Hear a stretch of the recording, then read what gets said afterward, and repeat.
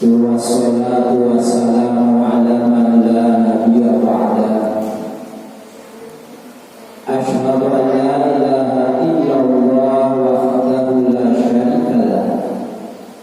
Wa asyhadu anna Muhammadan abduhu wa rasuluh. Allahumma shalli wa sallim ala sayyidina Muhammad wa ala alihi wa sahbihi ajma'in. Amma ba'du.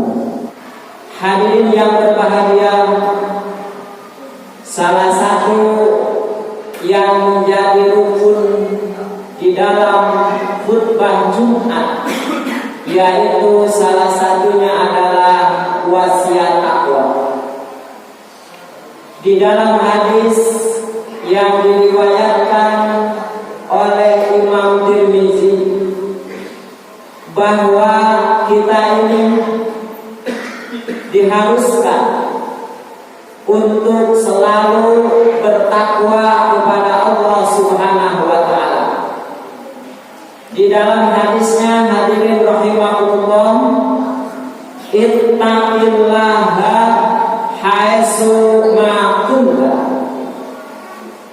Ittaqillaha, bertakwalah kepada Allah haitsu ma kunta, dimanapun kamu berada.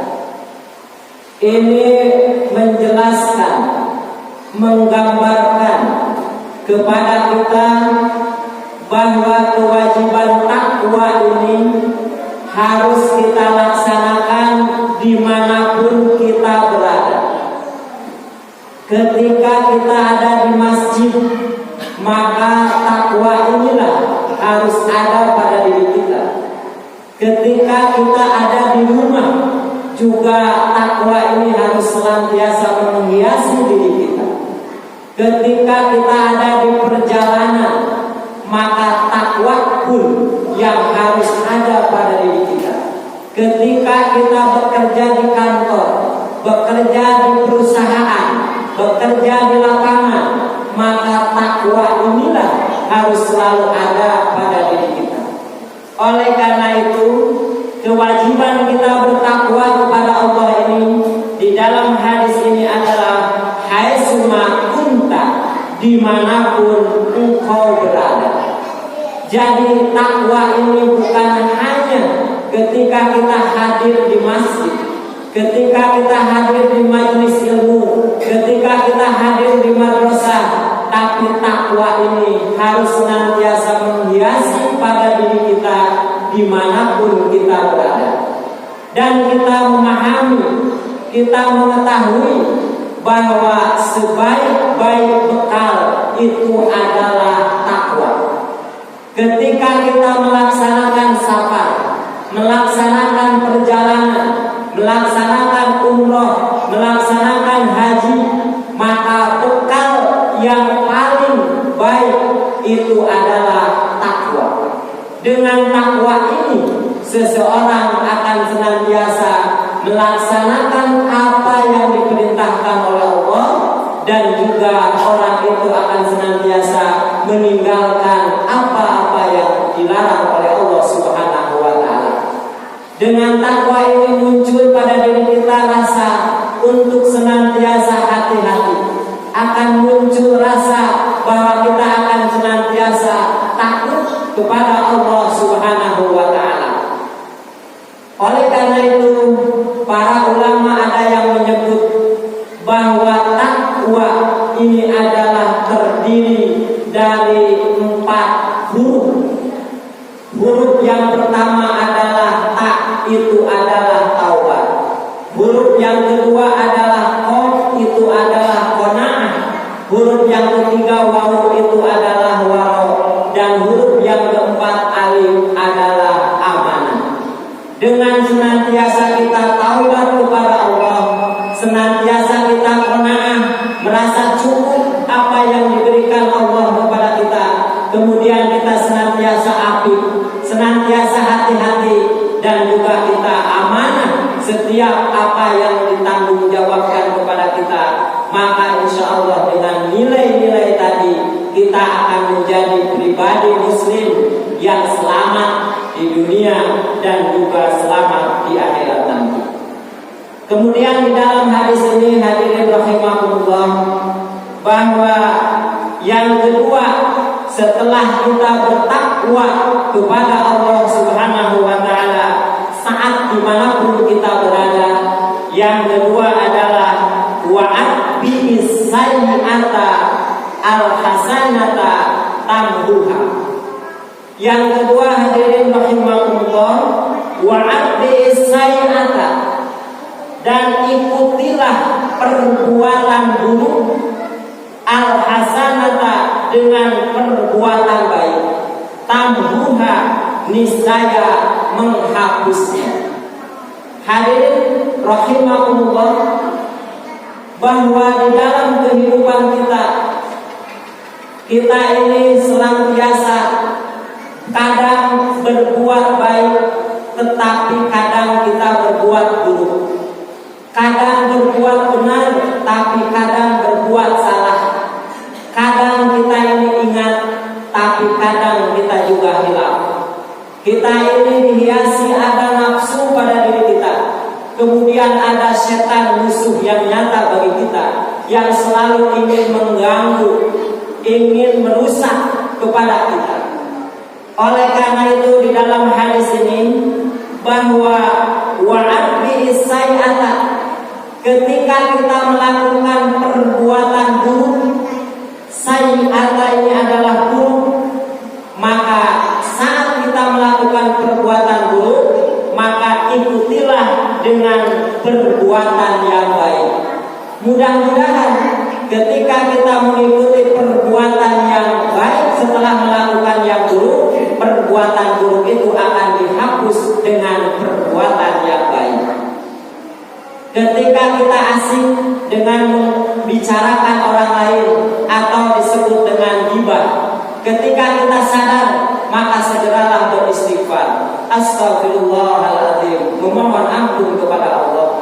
Ketika ada di dalam hati kita rasa hasud kepada orang lain, kepada tetangga, kepada keluarga yang lain, maka segeralah kita isi hati kita, keluarkan sifat hasud, datangkan dengan kebaikan, yaitu senantiasa bahwa kita merasa bahagia dengan apa-apa yang diterima kenikmatan oleh tetangga ataupun keluarga ataupun orang lain. Nah inilah, ketika kita melakukan perbuatan buruk, maka segera ikuti dengan perbuatan baik. Insya Allah niscaya perbuatan buruk itu akan dihapus dengan perbuatan baik yang kita lakukan. Inilah makna dari wa'adbi sayyi'atal hasanata tamhuha. Kemudian yang ketiga di dalam hadis ini hadirin rahimahullah, bahwa wa khaliqin nasa bi khuluqin hasan. Dan yang ketiga, bergaulah dengan manusia, wa khaliqin nasa bi khuluqin hasanin, dengan akhlak yang luhur, dengan akhlak yang baik, dengan akhlak yang terpuji, dengan akhlakul karimah. Ini menggambarkan kepada kita bahwa kita ini penting, perlu untuk senantiasa bergaul dengan manusia sebagai makhluk sosial. Tetapi dalam pergaulan kita dengan manusia yang lain, hendaklah didasari dengan akhlak yang luhur. Kalau melihat dari segi akhlak, maka akhlak ini adalah merupakan perbuatan yang dilakukannya itu bisuhulatin, dengan mudah, dengan serta-merta. Ketika kita bertemu dengan orang lain, maka muka kita adalah memberikan dengan senyuman. Itu adalah bagian dari kebaikan, bagian dari akhlak yang baik. Kemudian kita bertemu dengan sesama muslim, kita ucapkan salam. Kemudian apabila ada tetangga kita yang sakit, kemudian kita menjenguknya. Kemudian apabila ada orang yang membutuhkan, maka kita bantu. Itu adalah akhlak-akhlak yang baik yang harus senantiasa kita tanamkan di dalam pergaulan kita. Nah inilah hadirin rahimakumullah. Jadi di dalam hadis ini bahwa kurang lebih yang harus kita lakukan adalah 3 B. B yang pertama adalah bertakwa kepada Allah. B yang kedua adalah berbuat kebaikan setelah berbuat yang buruk. Dan yang ketiga, B yang ketiga adalah bergaul dengan manusia dengan akhlak yang luhur. Kemudian bahwa betapa pentingnya kita bertakwa kepada Allah. Maka apabila kita kemudian mengajak kepada orang lain untuk bertakwa dan orang itu malah marah, maka orang itu adalah berdosa. Ini ada di dalam hadis yang diriwayatkan oleh Imam Tabrani. Menurut di dalam hadis ini bahwa kafa bil mar'i isman, cukup berdosa